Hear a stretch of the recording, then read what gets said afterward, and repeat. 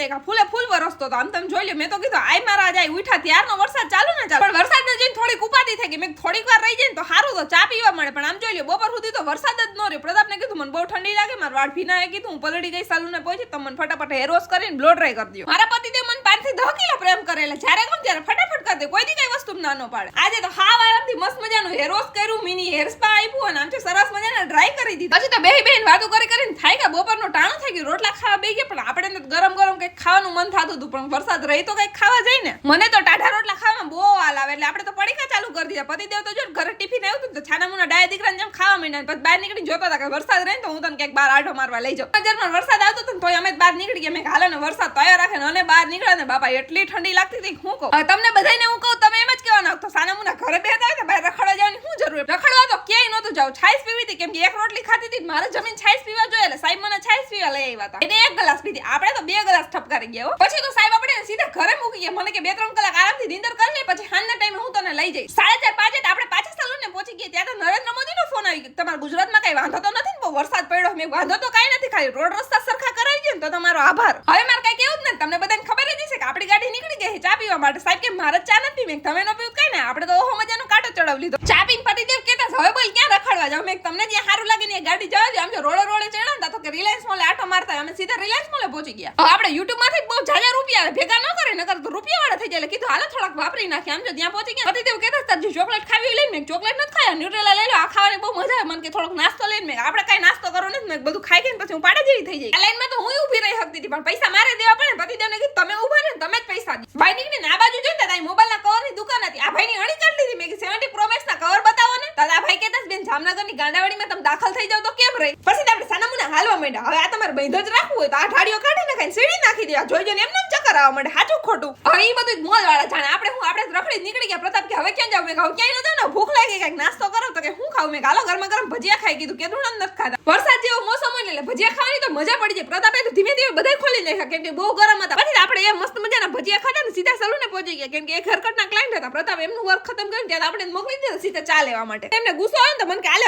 તું જ ચા ભર, તાર પીવી છે તમે કાઈ વાંધો નહીં, લાવો. આપણે તો ભરવા માંડતા મારો હાથ પડી ગયો ગાઈસ. પછી તો આપણે સાનામુના બેહીને આરામથી ચા પી લીધી. આજનો દિવસ ખતમ થયો થઈ જાય. ઘર ભેગા મળીએ કાલના નવા મિની વ્લોગમાં. Tata bye bye.